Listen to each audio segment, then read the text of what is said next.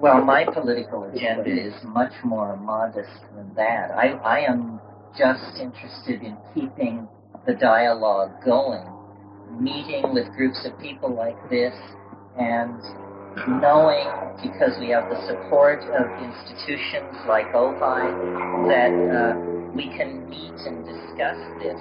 There does seem to be, apparently, this drug issue is going to be a big deal and lies directly in front of us. And what we're being asked to decide in this presidential election upcoming is, do we want to go full steam ahead into total fascism in order to solve the drug problem, or are we willing to think of, God forbid, legalizing some of these things and ceasing to beat upon each other because of the issue of drugs? I think that the whole thing which is holding back legalization is the Judeo-Christian uncomfortableness with the notion that somebody might have fun in a way that you disapprove of. Because drugs like heroin and cocaine are certainly a social scourge. But on the other hand, so is Valium and alcohol. And to hold your nose at one and condone the other is just total cultural schizophrenia. So I think what we need to do, and this may be coming out of necessity, is entirely disconnect the drug issue from morality. The notion that people who do certain drugs are bad and people who do or do not do certain other drugs are good is infantile and preposterous. What needs to be done, I think, is to, first of all, legalize all plants. That's very simple. Legalize all plants. Okay, then what are we going to do about these synthetic, addictive, hard drugs like heroin, cocaine, alcohol, so forth? They should be decriminalized. And if we're going to sell alcohol in this society, if we're going to peddle Valium, then we should sell all the rest and tax them very highly. And if there's a price to pay in addiction as we go through the process of educating people, the taxes from these substances will be used to pay for that education and those addiction centers.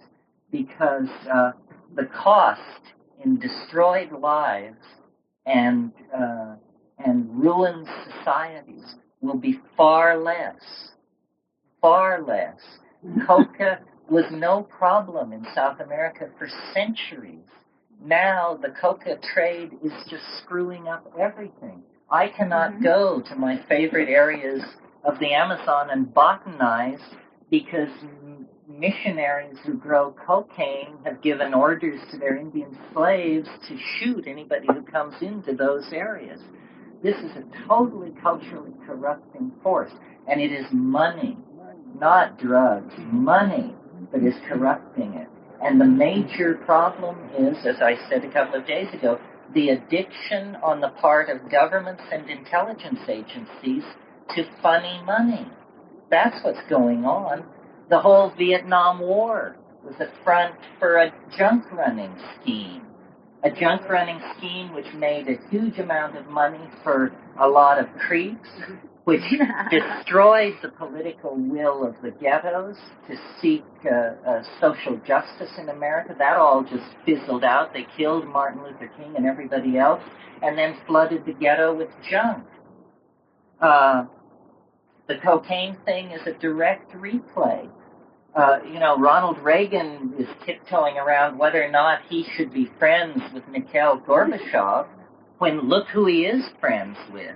The utter scum of the earth, the most outrageous ragtag band of fascist gangsters you've ever seen. I mean, real subhuman filth. They call them authoritarian regimes. And make a distinction between them and communism and say, well, these authoritarian regimes, at least they're not communist. Well, I'm telling you, it's just a scam to addict a whole bunch of people to drugs and then get the money to support wars in isolated and forgotten parts of the world. So, and very noticeable in my own area was, for years we couldn't get hashish in the Bay Area, or when somebody had it, it was a crumb. And suddenly, about 7 years ago, there was all the hashish you wanted, and people were quoting prices on tons and then megatons. Well, this doesn't mean some hippies broke through. This means, you know what it means? It means that the Mujahideen needed money to support a war of national liberation against the Soviet occupation, and they had no hard currency. All they had was hash, and so the hash ships were allowed to unload the megatons of hash, and the money was turned into weapons.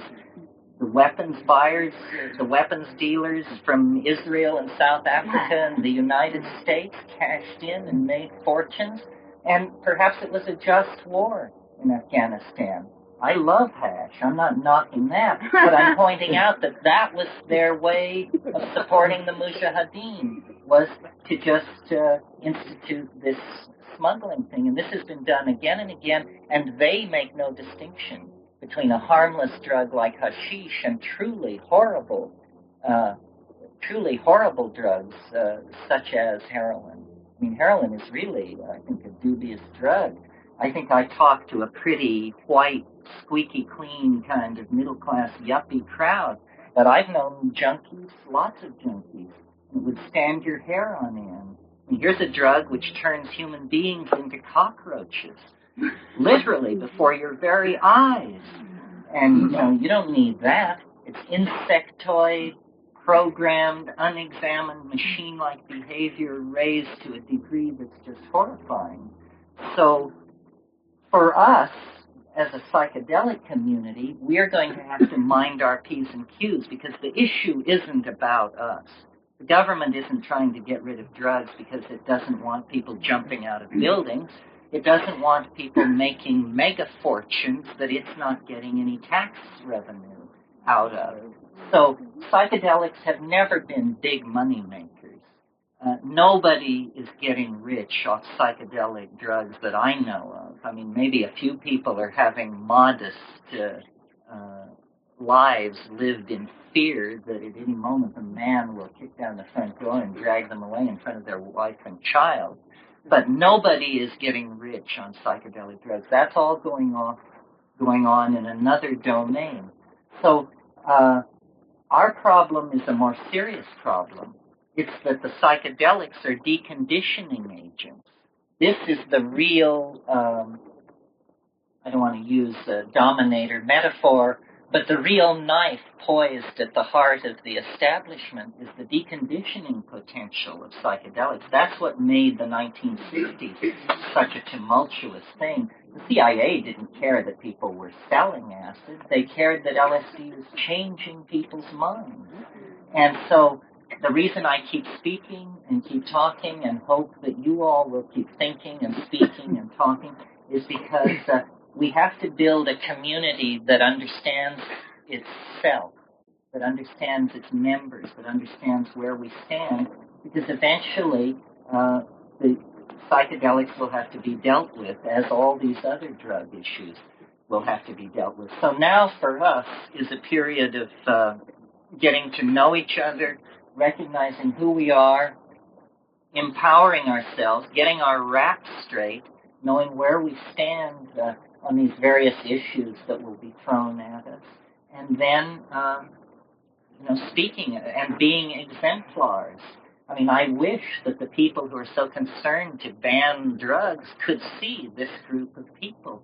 I mean, I think we're quite presentable. I think we're making a contribution to society. I think we are good citizens, were it not for this one issue, which then makes us, of course, a hated outlaw minority. But, and I invite each of you to look around you at the people near you and realize this is your affinity group. These are the people who can help you, and these are the people who can really blow it for all the rest of us.